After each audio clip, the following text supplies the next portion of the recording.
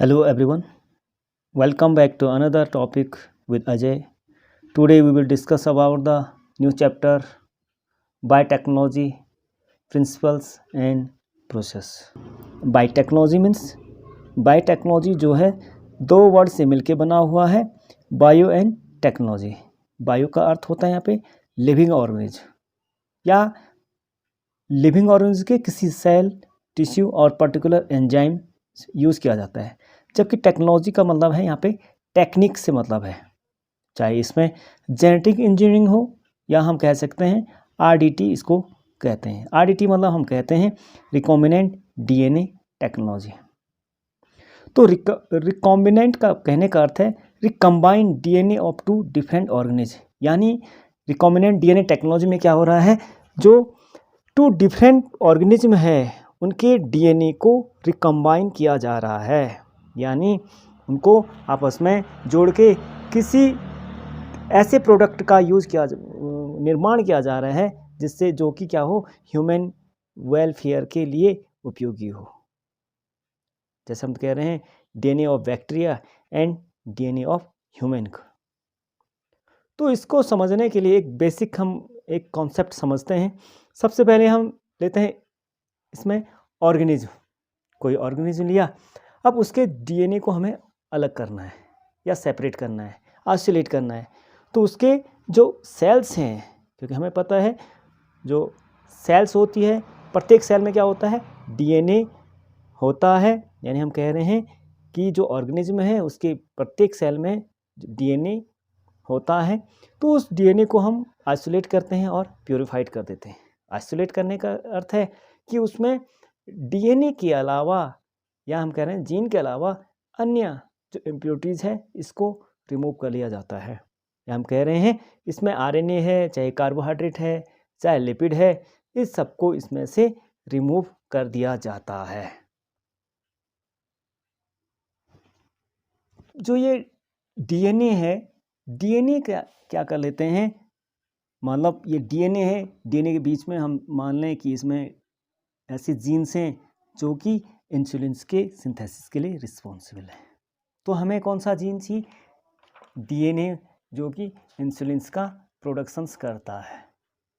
तो हमें इसको क्या करना है, cut and remove with the help of endonuclease enzymes, यानी जो इंडोन्यूक्लियस एंजाइम्स है जो कि इसको क्या करते हैं, इनसाइड द जो जीन्स है इसके, या हम कह सकते हैं न्यूक्लियस को, या जो हम कह रहे हैं कि जो एंजाइम है इंडोन्यूक्लियस, ये इसको इनसाइड से इसको कट करने का काम करता है।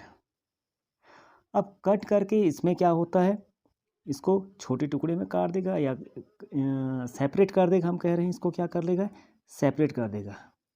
और इसमें क्या किया जाता है, एक एगेरोस जेल्स को लिया जाता है और इस जेल्स का यूज करके हम कह सकते हैं कि एक प्रकार का जेल इलेक्ट्रोफोरेसिस, एक हम कह रहे हैं कि एक मशीन है, एक मैकेनिज्म है जिसमें इसको डाला जाता है।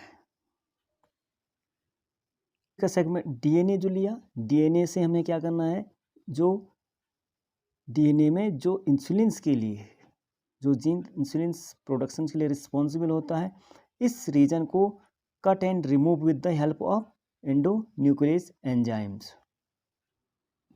जो जेल इलेक्ट्रोफोरेसिस का यूज़ करके अब जो डीएनए के जो सेगमेंट्स हैं इसको इसके साइज़ के आधार पे इसको अलग किया जाता है, या हम कह सकते हैं separations are based on gel filtrations as well as the electrophoresic mobility of the molecules being separated.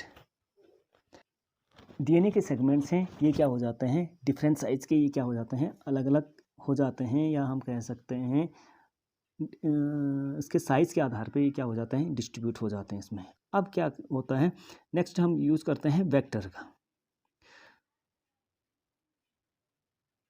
तो जो जीन्स होते हैं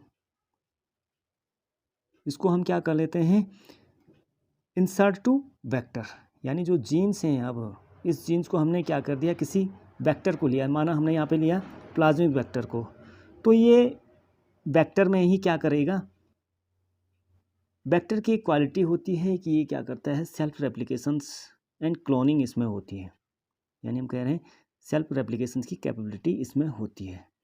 तो प्लाज्मिड ये क्या करता है, रेप्लिकेट करेगा, तो साथ साथ में जो डीएनए हमने इसमें डाला है, यानी जो फॉरेन डीएनए इसमें डाला है, तो ये भी क्या करेगा, रेप्लिकेट करेगा।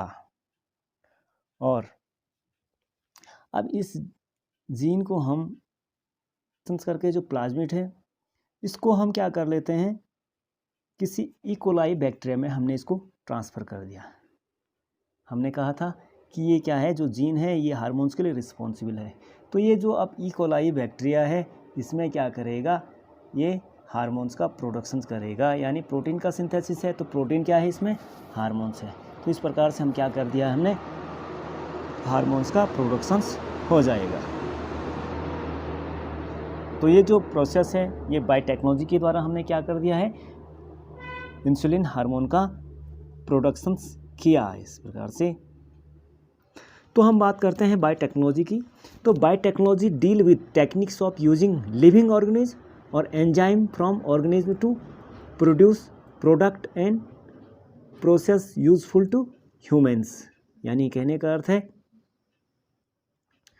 जो टेक्निक्स का यूज़ कर रहे हैं हम, चाहे जो ऑर्गेनिज्म है या उसके जो एंजाइम्स है, produce product and process useful to human being, जो कि ह्यूमन बीइंग के यूजफुल के लिए ये या वेल बीइंग के ये किया जाता है।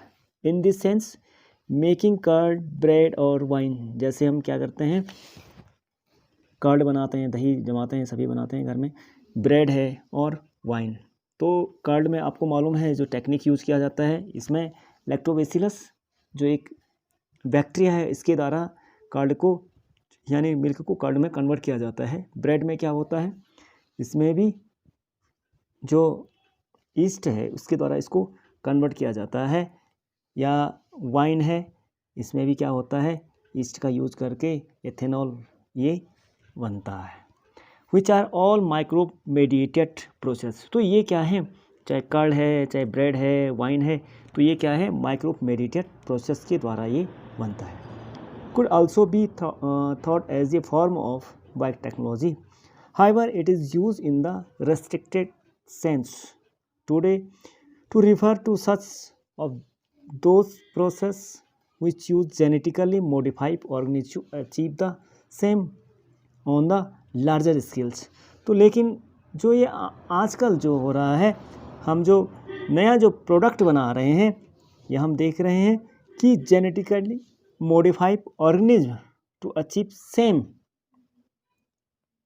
on the larger scale, यानी इसी को हम लार्ज स्केल पे और सेम चीज़ लार्ज स्केल पे बना के हम कैसे कर सकते हैं कि जो जेनेटिकली यानी जीन में जो ऑर्गेनिज्म है उसके जीन में मॉडिफाई करके इसको हम क्या कर सकते हैं, अधिक या लार्ज स्केल पे सेम चीज़ लार्ज स्केल पे बना सकते हैं। Further many other process technique are also include under biotechnology. इसके साथ साथ मैनी अदर प्रोसेस जो हैं, जो टेक्निक्स हैं, आर ऑल्सो इंक्लूड अंडर ये biotechnology. For example in vitro fertilizations, जैसे इन विट्रो फर्टिलाइजेशंस हम पढ़ते हैं, रिप्रोडक्शंस में हमने पढ़ा है। Fertilization leading to test tube baby, जो टेस्ट ट्यूब बेबी है जिसमें क्या होता है कि जो मेल से जो स्पर्म है या फीमेल से जो ओवम है, उस दोनों को टेस्ट ट्यूब में इसका क्या किया जाता है, हम कह रहे हैं इनका फ्यूजन किया जाता है। फ्यूजन के बाद इसमें क्या हो जाता है, डिवीजन होता है, सेल डिवीजन्स होता है, 2 cell stage, 4 cell stage, 8 cell stage, इस प्रकार से 16 सेल स्टेज और 32 सेल स्टेज जो होता है, उसके बाद इसको फिर ओवियन में फैलोपियन ट्यूब में इसको फिर ट्रांसफ़र किया जाता है। तो ये एक प्रकार का क्या है, बायोटेक्नोलॉजी है। सिंथेसाइजिंग ये जीन एंड यूजिंग इट, और जीन का जो हम देख रहे हैं, जीन का सिंथेसाइज जो सिंथेसाइज किया जा रहा है और जो यूज़ किया जा रहा है इसे, डेवलपिंग ये डीएनए वैक्सीन्स और करेक्टिंग ये defective genes are all parts of DNA. तो इसी में हम देख रहे हैं, चाहे जो डीएनए वैक्सीन्स है या करेक्शंस ऑफ डिफेक्टिव जीन है, देखते हैं आप कि जो जीन्स में भी कभी कभी क्या हो जाता है, डिफेक्टिव आ जाता है। उस जीन्स के जो डिफेक्टिव जीन्स है उसको करेक्ट भी बायोटेक्नोलॉजी के द्वारा हम कर सकते हैं। तो ये सारा जो पार्ट्स हैं ये बायोटेक्नोलॉजी का एक प्रकार का हम कह सकते हैं बायोटेक्नोलॉजी है।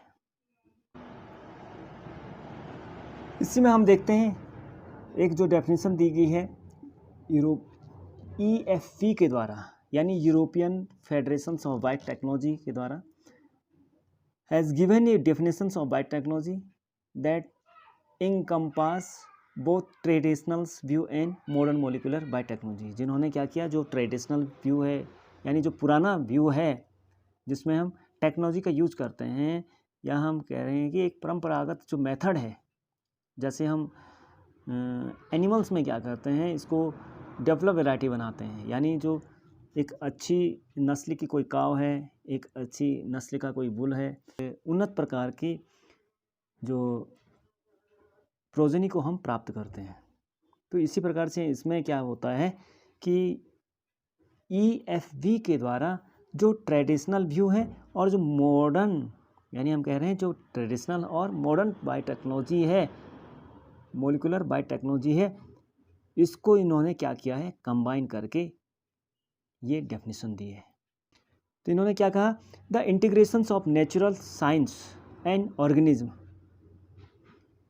इंटीग्रेशन ऑफ नेचुरल साइंस, एक जो नेचुरल साइंस है, and organism, cells, parts there of, and molecular analogs for products and service.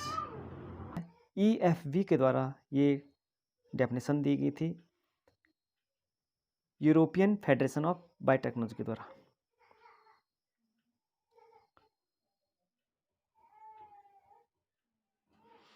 Next इसमें पढ़ते हैं हम प्रिंसिपल ऑफ बायोटेक्नोलॉजी।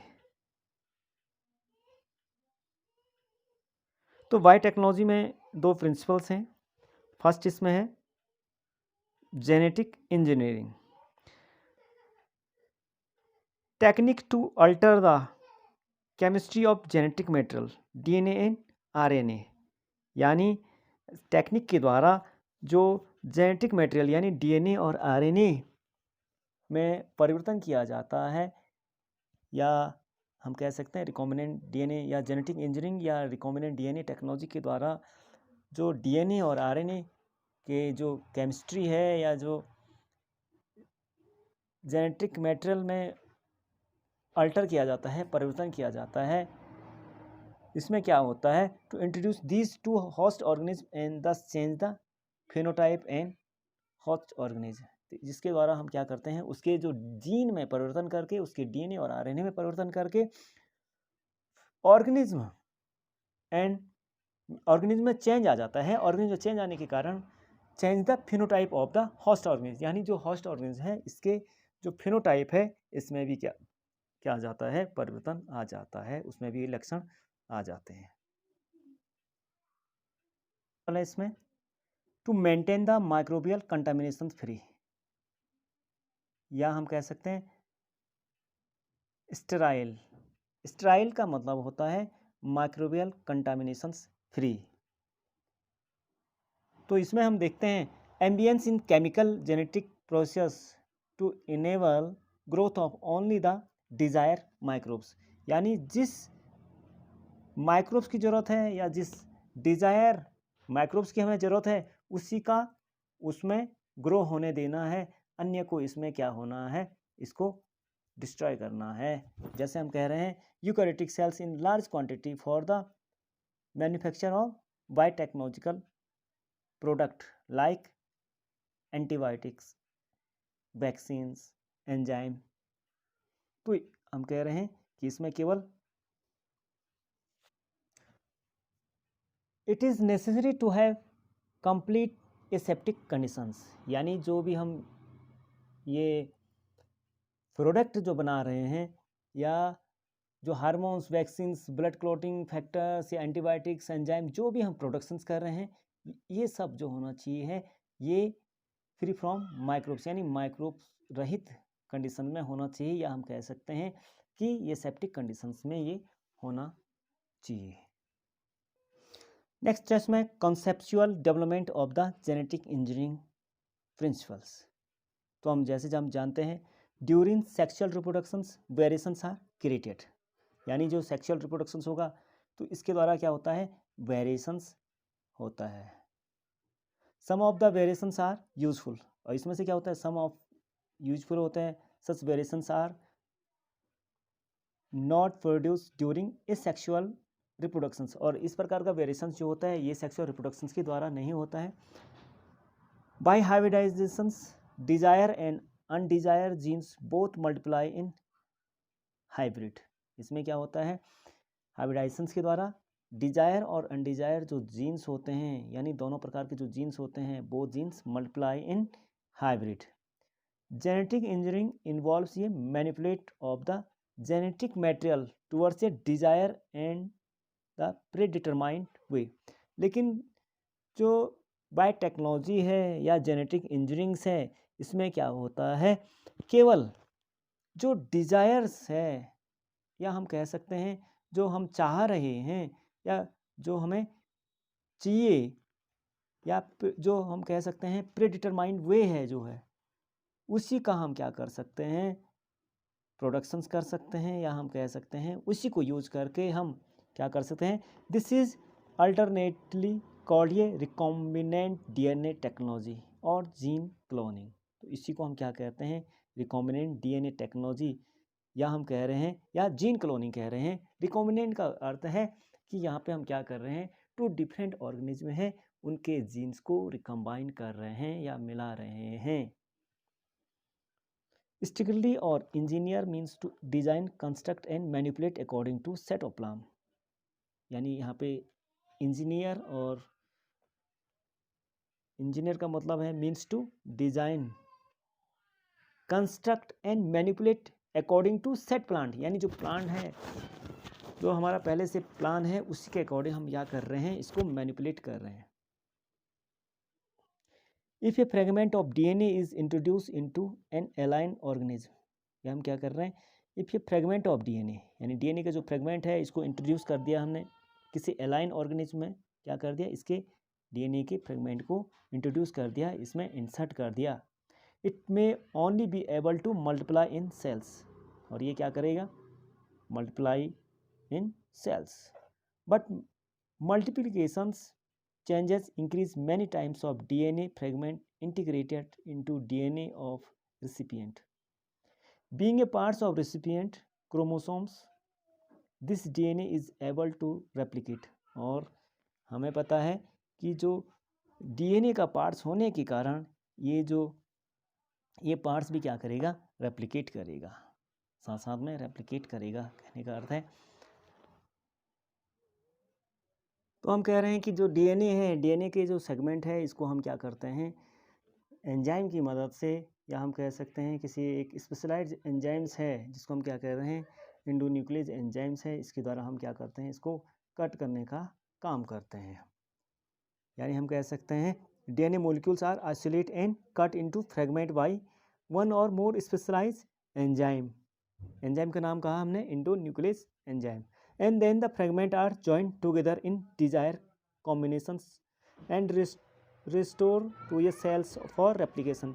और ये इसको हम क्या करते हैं, किसी वेक्टर में, वेक्टर यानी जो इसको क्या करता है, ले जाने का काम करते हैं, जिसमें हम क्या करते हैं, जीन को इंसर्ट करते हैं।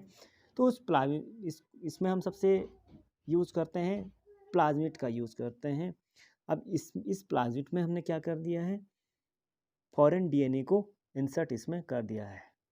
For multiplications of any alien piece of DNA in a cell it's required to be parts of chromosomes, यानी जो डीएनए का कोई भी फॉरेन पार्ट्स है, इसको रेप्लिकेट होने के लिए इसको भी किसी डीएनए का पार्ट्स होना पड़ेगा, यानी क्रोमोसोम्स का पार्ट्स होना पड़ेगा। इसलिए हमने इसको क्या कर दिया है, प्लाज्मिड पे हमने इसको क्या कर दिया है, इंसर्ट करेगा। यानी ये प्लाज्मिड का जो डीएनए है ये रेप्लिकेट करेगा, तो साथ साथ में जो फॉरेन डीएनए है ये भी क्या करेगा, रेप्लिकेट करेगा। तो क्रोमोसोम्स है जो particular sequence called origin of replication, क्योंकि जो इसमें क्या होता है, ORI सेंटर होता है, या हम कहते हैं ओरिजिन ऑफ रेप्लिकेशन होता है। This initiate the process of replication of chromosomes, जहाँ पे क्या करता है, ORI क्या करता है, जहाँ से रेप्लिकेशंस को स्टार्ट कर देता है, यानी इनिशिएट कर देता है। When an aligned DNA is integrated with the origin of replications, this is able to multiply in host cells. This leads to the formations of several resembling copy. और जब ये रेप्लिकेट करेगा तो ये सेवरल रिजेंबलिंग कॉपी बनाएगा, या इसको हम क्या कहते हैं, समान कॉपी बनाएगा, जिसको हम क्या कहते हैं, क्लोन कहते हैं। यानी हम क्या कह सकते हैं, क्लोनिंग कहते हैं। ये प्रोसेस जो होती है, रिजेंबलिंग प्रोसेस होगी या समान जो कॉपी हो गया, any template and process is called cloning. When the recipient organism is microbes such as single cells, bacterium, and specific fragment of transferred DNA, DNA is also multiplied many times as a recipient microbes multiply. Millions of identical cells, that is clone of cells, eventually appears.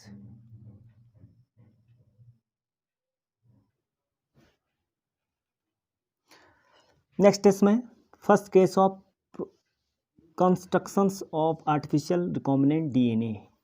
यानी जो first जो case था recombinant DNA, artificially recombinant DNA जो है, ये Stanley Cohen and Herbert Boyer 1972 में इन्होंने क्या किया था, एक जो idea linking gene encoding for antibiotic resistance with the native plasmid Salmonella typhimurium, एक जो बैक्टीरिया है, इन्होंने क्या किया है, plasmid of bacteria are automatically replicate circular extra chromosome DNA bodies. हम जानते हैं कि जैसे जो प्लाज्मिड होता है,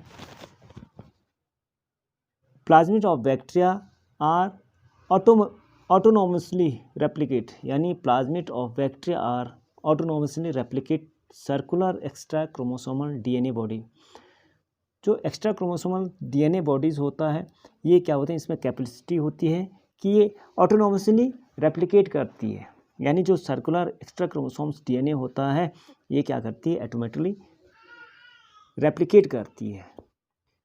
they isolate antibiotic resistant gene by cutting a fragment of DNA from plasmid.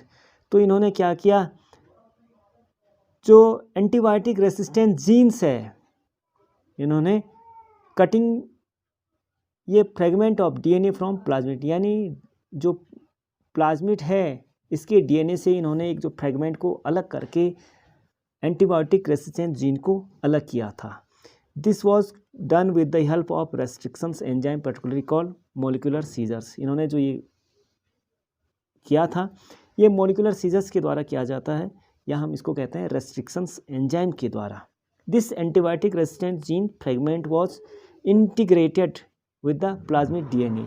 और इस जो रेसिस्टेंट जीन्स है, यानी जो जीन फ्रेगमेंट है, इसको इंटीग्रेट कर दिया है प्लाज्मिड डीएनए के साथ, इन्होंने इसको इंटीग्रेट कर दिया है या जोड़ दिया है, मिला दिया है।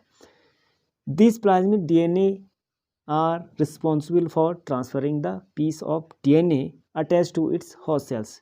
और ये जो प्लाज्मिड डीएनए है, ये रिस्पॉन्सिबल होता है, यानी transfers of peace of DNA, जो कि जो होस्ट सेल्स के डीएनए पे जो अटैच जो डीएनए है या फॉरेन डीएनए है, ये भी क्या हो जाता है, प्लाज्मिड के डीएनए के साथ ये भी क्या हो जाता है, ट्रांसफ़र हो जाता है। कहने का अर्थ है दस एक्ट एज ए वेक्टर, और ये क्या करता है, एज ए वेक्टर का काम करता है, ले जाने का काम करता है vector. DNA ligase enzyme help in linking the fragment of DNA. और इसमें क्या होता है, डीएनए जो लाइगेज है, लाइगेज एक प्रकार से जोड़ने का काम करते हैं। डीएनए के जो सेगमेंट है, इसको क्या करता है, लिंकिंग करने का काम करते हैं। यानी वेक्टर के साथ जो फॉरेन डीएनए जो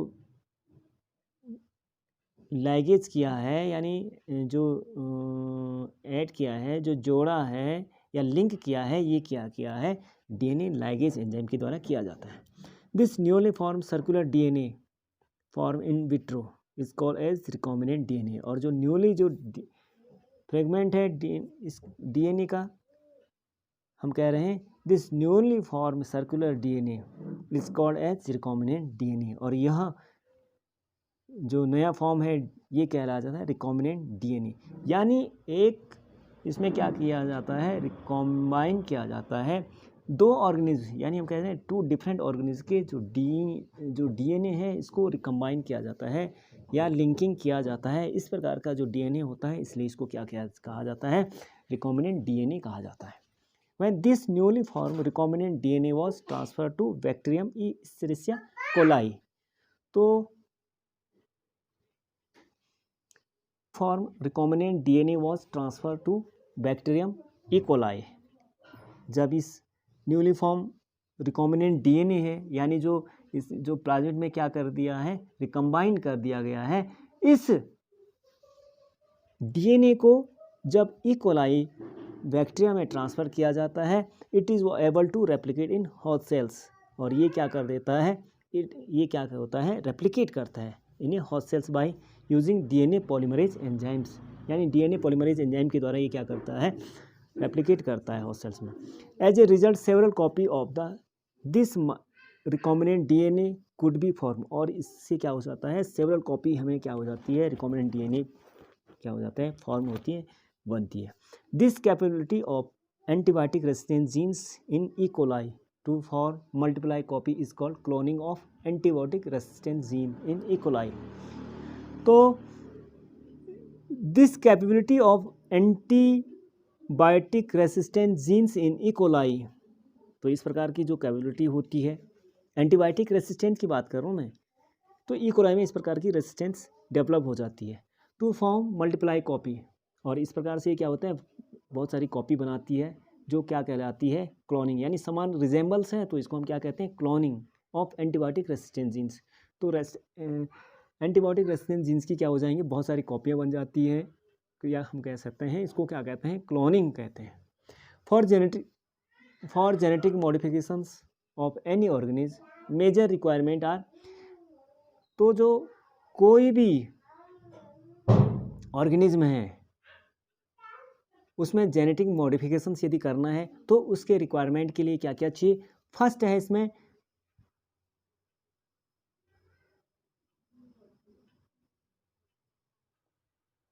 identification of DNA with required genes. सबसे पहले हमें क्या करना पड़ेगा, identification of DNA with required genes, यानी जो जिस जीन की रिक्वायरमेंट है वह हमें क्या करना पड़ेगा, आइडेंटिफिकेशंस करना पड़ेगा। Introductions of desire identify genes into host. अब वो जो डिज़ायर आइडेंटिफाई किया हमने, जो पहचाना हमने, उसको क्या करना है, इंट्रोडक्शन किस में करना है, होस्ट सेल्स में, इसको क्या करना है, इसको इंट्रोड्यूस करना है, या इंट्रोडक्शन इसका करना है, इसमें इंसर्ट करना है। Maintenance of introduced DNA in the host, और जो होस्ट सेल्स है इसमें हमें क्या करना है, मेंटेनेंस ऑफ इंट्रोड्यूस डीएनए को इसमें क्या करना है, मेंटेनेंस करना है, किसमें, होस्ट सेल्स में। Transfer of this DNA to its progeny, और ये जो डीएनए है इसको हमें क्या करना है, इसकी प्रोजेनी तक इसको क्या करना है, ट्रांसफ़र करना है।